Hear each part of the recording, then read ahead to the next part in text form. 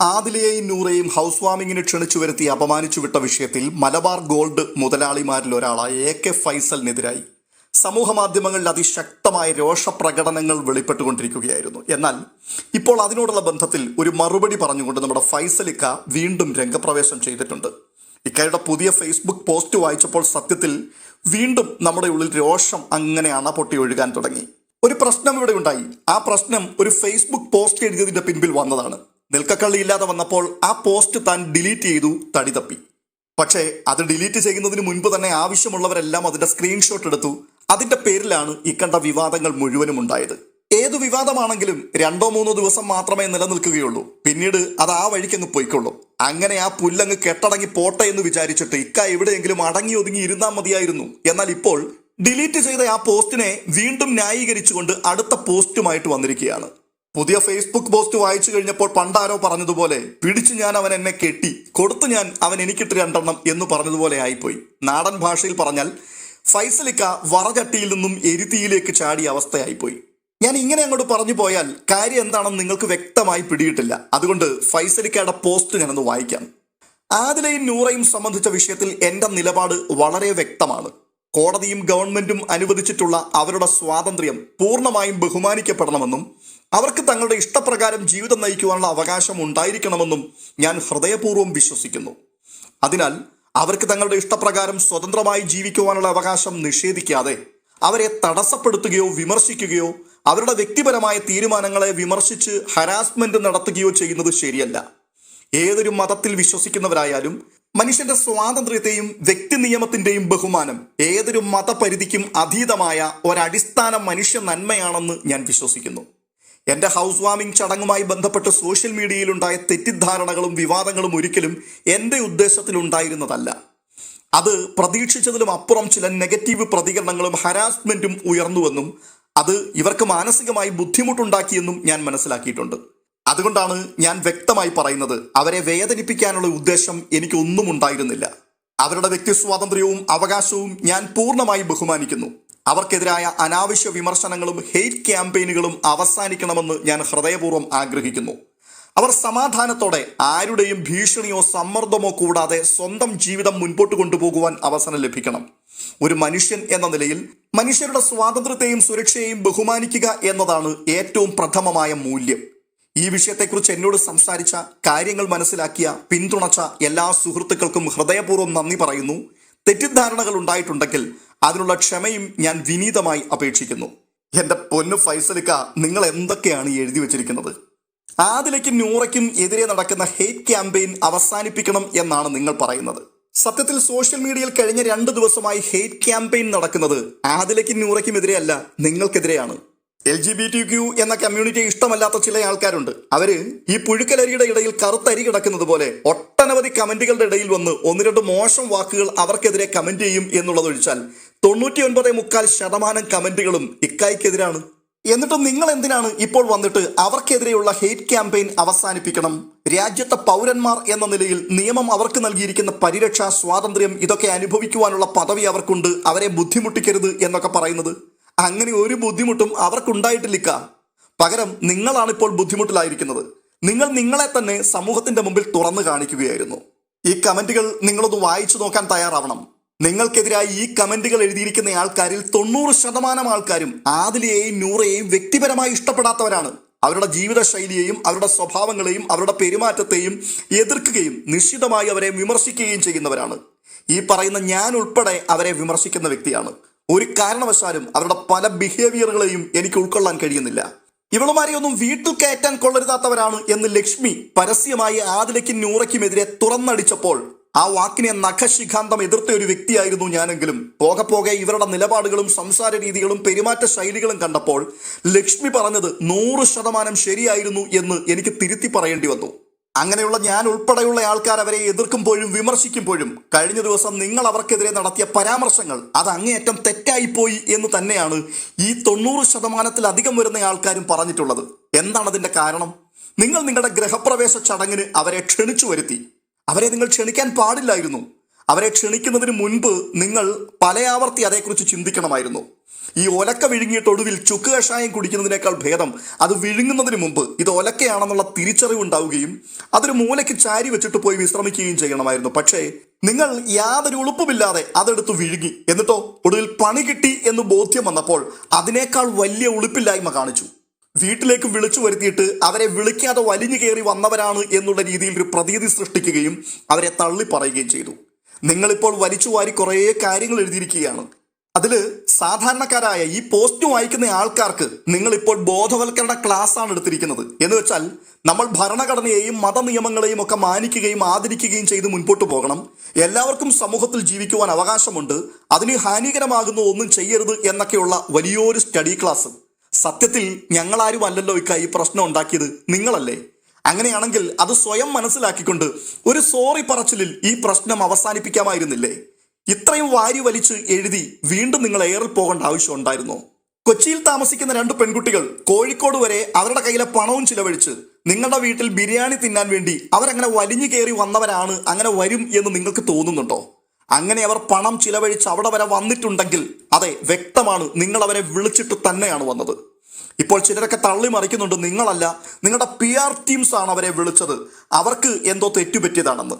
പക്ഷേ കഴിഞ്ഞ ദിവസം റസ്മിൻ ബായി പരസ്യമായി ലോകത്തോട് വിളിച്ചു പറഞ്ഞു, റസ്മിന്റെ കയ്യിൽ നിന്നും നിങ്ങളാണ് അവരുടെ നമ്പർ വാങ്ങിയത്, എന്നിട്ട് നിങ്ങൾ തന്നെയാണ് അവരെ ഡയറക്റ്റ് ക്ഷണിച്ചത് എന്ന്. അപ്പോൾ വളരെ വ്യക്തമാണ്, നിങ്ങൾ വിളിച്ചിട്ട് തന്നെയാണ് അവർ വന്നത്. വിളിച്ചു വരുത്തിയിട്ട് നിങ്ങൾ അവരെ അപമാനിച്ചു കളഞ്ഞു. ഈ പോസ്റ്റ് വായിക്കുന്ന ഓരോ ആൾക്കാരും ആകാംക്ഷയോടുകൂടി ഇതിനകത്ത് പരതുന്നത് നിങ്ങൾ അവരെ വിളിച്ചോ ഇല്ലയോ എന്നുള്ളത് എവിടെയെങ്കിലും നിങ്ങൾ രേഖപ്പെടുത്തിയിട്ടുണ്ടോ എന്നറിയുവാൻ വേണ്ടിയാണ്.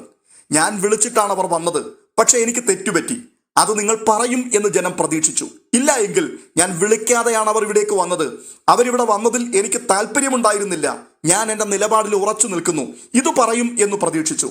പക്ഷേ ഈ 2 കാര്യങ്ങളും പറയാതെ നിങ്ങൾ ബോധവൽക്കരണ ക്ലാസ് എടുക്കുകയാണ്. ചുരുക്കത്തിൽ നിങ്ങൾ ഇപ്പോഴും മലക്കം മറിച്ചിൽ നടത്തിക്കൊണ്ടിരിക്കുന്ന വ്യക്തിയാണ്.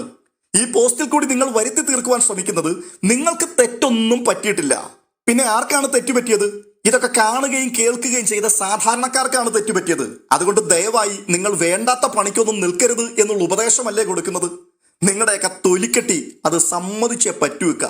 ഇവിടുത്തെ രസകരമായ വേറൊരു കാര്യമുള്ളത്, നിങ്ങളുടെ ക്ഷണം സ്വീകരിച്ച് ആ വീട്ടിലേക്ക് വന്നിട്ടുള്ള സെലിബ്രിറ്റികൾ എല്ലാവരും ഇനിയിപ്പോൾ ഭയപ്പെട്ടേ പറ്റൂ. കാരണം ക്ഷണിച്ചു വരുത്തിയ 2 ആൾക്കാരെ വളരെ മാന്യമായിട്ട് വിളിച്ചിട്ടല്ല വന്നത്, വലിഞ്ഞു കയറി വന്നവരാണ് എന്ന രൂപേണ നിങ്ങൾ പറഞ്ഞു വെച്ചെങ്കിൽ മറ്റുള്ളവരും ക്ഷണിക്കപ്പെടാതെ തന്നെ വന്നവരാണ് എന്ന് ഒരുപക്ഷെ ഏത് നിമിഷവും നിങ്ങൾ തുറന്നടിച്ചേക്കാം. അങ്ങനെയാണെങ്കിൽ ആ സെലിബ്രിറ്റികളും അപമാനിക്കപ്പെടുവാൻ സാധ്യതയുണ്ട്. ശരിയല്ലേ? നിങ്ങൾ പത്രാസും പണവും ഒക്കെയുള്ള വലിയ മുതലാളിയാണ്. അതുകൊണ്ട് നിങ്ങളുടെ വീട് കയറി താമസം എന്ന് കേട്ടപ്പോഴേക്കും നിങ്ങൾക്കൊപ്പം നിൽക്കുവാനും ഫോട്ടോ എടുക്കുവാനും അവിടുത്തെ ഫുഡ് ഓസിലടിക്കുവാനും ഒക്കെ കുറേ സെലിബ്രിറ്റികൾ നാണമില്ലാതെ വലിഞ്ഞു കയറി വന്നു എന്ന് നിങ്ങൾ അടുത്ത ദിവസം ഒരു ഫേസ്ബുക്ക് പോസ്റ്റിലൂടെ പറഞ്ഞാൽ ഈ വന്ന ആൾക്കാർ മുഴുവനും പെട്ടു. അതങ്ങനെയൊന്നുമല്ല, എന്നെ വിളിച്ചിട്ട് തന്നെയാണ് ഞാൻ വന്നത് എന്ന് തെളിയിക്കുവാൻ അവർക്ക് വേറെ മാർഗങ്ങൾ കണ്ടെത്തേണ്ടി വരും. നിങ്ങളിവിടെ എഴുതിയിരിക്കുന്ന ചില വരികൾ വായിക്കുമ്പോൾ സത്യത്തിൽ ചിരി അടക്കാനേ പറ്റുന്നില്ല. എന്താണത്? പ്രതീക്ഷിച്ചതിലും അപ്പുറം ചില നെഗറ്റീവ് പ്രതികരണങ്ങളും ഹരാസ്മെന്റും ഉയർന്നു എന്നും അത് ഇവർക്ക് മാനസികമായി ബുദ്ധിമുട്ടുണ്ടാക്കിയെന്നും ഞാൻ മനസ്സിലാക്കിയിട്ടുണ്ട്. അതുകൊണ്ട് ഞാൻ വ്യക്തമായി പറയുന്നത്, അവരെ വേദനിപ്പിക്കാനുള്ള ഉദ്ദേശം എനിക്ക് ഒട്ടുമുണ്ടായിരുന്നില്ല. പ്രതീക്ഷിച്ചതിനും അപ്പുറം ചില നെഗറ്റീവ് പ്രതികരണങ്ങളും ഹരാസ്മെന്റുകളും ഉയർന്നു എന്ന് പറഞ്ഞാൽ കുറച്ചൊക്കെ പ്രതീക്ഷിച്ചിരുന്നു അല്ലേ? കുറെയൊക്കെ നടക്കട്ടെ എന്ന് നിങ്ങൾ ചിന്തിച്ചു. പക്ഷേ നിങ്ങളുടെ പിടിവിട്ടുപോയി എന്നല്ലേ ഈ പറഞ്ഞു വരുന്നത്? എന്റെ പൊന്നു ചങ്ങായി, നിങ്ങളാണ് ഈ പോസ്റ്റ് എഴുതിയത് എന്ന് ഞാൻ വിശ്വസിക്കുന്നില്ല. ഒരുപക്ഷെ ഇതും നിങ്ങളുടെ ഒരു PR ഏജന്റ് ആയിരിക്കും എഴുതി വെച്ചിരിക്കുന്നത്. പക്ഷേ ഇതൊക്കെ എഴുതുന്നതിന് മുൻപ് കുറച്ചുകൂടിയൊക്കെ ഹോംവർക്ക് ചെയ്യിച്ചിട്ട് മാത്രമേ ഇതൊക്കെ പടച്ചു വിടാവുള്ളായിരുന്നു. നിങ്ങൾ പറയുന്നു ആ ഫേസ്ബുക്കിൽ നിങ്ങൾ കുറിച്ച വരികളിൽ അവരെ വേദനിപ്പിക്കുവാനുള്ള ഉദ്ദേശത്തോടു കൂടി ആയിരുന്നില്ല പലതും എഴുതിയത് എന്ന്. പിന്നെ നിങ്ങൾ എന്തുദ്ദേശത്തോടു കൂടിയാണ് ഫേസ്ബുക്കിൽ അങ്ങനെ കുറിച്ചത്? അവർക്ക് വേദനയ്ക്ക് പകരം നിങ്ങൾ എഴുതുന്ന ആ പോസ്റ്റിലെ ഓരോ വരികളും അവർക്ക് സന്തോഷമാകും എന്നുള്ള ചിന്തയിൽ കൂടിയായിരുന്നു? ഒരിക്കലുമല്ല, അവർക്ക് വേദന ഉണ്ടാകാൻ തന്നെയാണ് എഴുതിയത്. ഒടുവിലായി ഈ പുതിയ പോസ്റ്റിന്റെ അവസാനം നിങ്ങൾ കുറിച്ചിരിക്കുന്നു, ഈ വിഷയത്തെക്കുറിച്ച് എന്നോട് സംസാരിച്ച, കാര്യങ്ങൾ മനസ്സിലാക്കിയ, പിന്തുണച്ച എല്ലാ സുഹൃത്തുക്കൾക്കും ഹൃദയപൂർവ്വം നന്ദി എന്ന്. നിങ്ങൾ പുറത്തുവിട്ട ഫേസ്ബുക്ക് പോസ്റ്റ് അതിൽ എഴുതി പിടിപ്പിച്ചതെല്ലാം ശുദ്ധ പോക്കൃത്തരങ്ങളായിരുന്നു എന്നുള്ളത് നിങ്ങൾക്ക് നന്നായി ബോധ്യപ്പെട്ടത് കൊണ്ടല്ലേ നിങ്ങൾ ഉടൻ തന്നെ അത് ഡിലീറ്റ് ചെയ്തിട്ട് ഓടിയത്? നിങ്ങളുടെ നിലപാടുകൾ തിരുത്തപ്പെടേണ്ടതായിട്ടുള്ളതായിരുന്നില്ല എങ്കിൽ പിന്നെ എന്തിനാണ് ആ പോസ്റ്റ് നിങ്ങൾ മുക്കിയത്? അവിടെ തന്നെ നിങ്ങളുടെ നിലപാടില്ലായ്മ വളരെ വ്യക്തമാണ്. അങ്ങനെ ഡിലീറ്റ് ചെയ്ത് കളഞ്ഞ പോസ്റ്റ്, ആ ഫേസ്ബുക്ക് പോസ്റ്റിനെ കുറിച്ച് രണ്ടാമത് വീണ്ടും ഒരു പോസ്റ്റുമായിട്ട് വരാൻ നിങ്ങൾക്ക് എന്ത് ധാർമ്മികതയാണുള്ളത്? അത് തെറ്റായിരുന്നു എന്ന് വ്യക്തമായി ബോധ്യമുള്ളത് കൊണ്ട് തന്നെയാണ് നിങ്ങൾ അതിനെ ഡിലീറ്റ് ചെയ്തത്.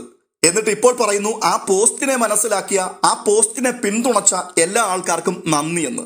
അല്ല, ഇതിൽ കൂടിയൊക്കെ എന്ത് സന്ദേശമാണ് ഈ സമൂഹത്തിന് നിങ്ങൾ കൊടുക്കുവാൻ ഉദ്ദേശിക്കുന്നത്? ആദിലയ്ക്കും നൂറയ്ക്കും എതിരായിട്ടുള്ള അനാവശ്യ ക്യാമ്പയിനുകൾ അവസാനിപ്പിക്കണമെന്ന് നിങ്ങൾ ഹൃദയപൂർവ്വം ആഗ്രഹിക്കുന്നു.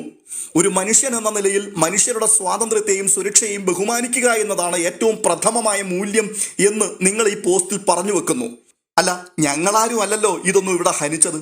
ആ 2 യുവതികളെ പരസ്യമായി അപമാനിക്കുകയും സമൂഹത്തിന്റെ മുൻപിലേക്ക് അപമാനിതരാകുവാൻ വേണ്ടി അവരെ വലിച്ചെറിഞ്ഞു കൊടുക്കുകയും ചെയ്തത് നിങ്ങളല്ലേ? നിങ്ങളുടെ ആ പ്രസ്താവനകൾ അവർക്ക് മാനസികമായി മുറിവും വേദനയും ഉണ്ടാക്കി എന്ന് നിങ്ങൾക്കിപ്പോൾ ബോധ്യം വന്നു. അപ്പോൾ നിങ്ങൾ എന്തായിരുന്നു ചെയ്യേണ്ടത്? ഇതുപോലെയുള്ള നെടുനീളം പോസ്റ്റുകൾ എഴുതി സമൂഹത്തിന് ബോധവൽക്കരണം നടത്തുകയല്ല ചെയ്യേണ്ടത്. പകരം എന്റെ പ്രസ്താവന തെറ്റായിപ്പോയി, അതിൽ ഞാൻ നിരുപാധികം മാപ്പ് ചോദിക്കുന്നു, അങ്ങനെയായിരുന്നില്ലേ പറയേണ്ടത്? എന്റെ പൊന്നുക്ക, ഇപ്പോഴും പ്രേക്ഷകർക്ക് അറിയുവാൻ കൗതുകമുള്ളൊരു കാര്യം നിങ്ങൾ അവരെ നിങ്ങളുടെ ഗ്രഹപ്രവേശ ചടങ്ങിലേക്ക് ക്ഷണിച്ചോ ഇല്ലയോ എന്നുള്ളതാണ്. നിങ്ങൾ ക്ഷണിക്കാതെയാണ് അവരവിടെ വന്നു കയറിയത് എന്നുള്ളൊരു സന്ദേശം ഇപ്പോഴും നിലനിൽക്കുന്നുണ്ട്. വിളിക്കാത്ത ഇടത്തേക്ക് വലിഞ്ഞു കയറിയ വ്യക്തികൾക്ക് കിട്ടേണ്ടത് കിട്ടി എന്ന രീതിയിൽ പ്രതികരിക്കുന്ന ഒരു സമൂഹത്തിന്റെ മുൻപിൽ നിങ്ങൾ ഇപ്പോഴും വ്യക്തമായൊരു മറുപടി പറഞ്ഞിട്ടില്ല. അതുകൊണ്ട് ആദ്യം നിങ്ങൾ അതിനൊരു ക്ലാരിറ്റി വരുത്ത്. നിങ്ങൾ വിളിച്ചോ ഇല്ലയോ? ഞാൻ വീണ്ടും എൻ്റെ വ്യക്തിപരമായ അഭിപ്രായം പറയുകയാണ്.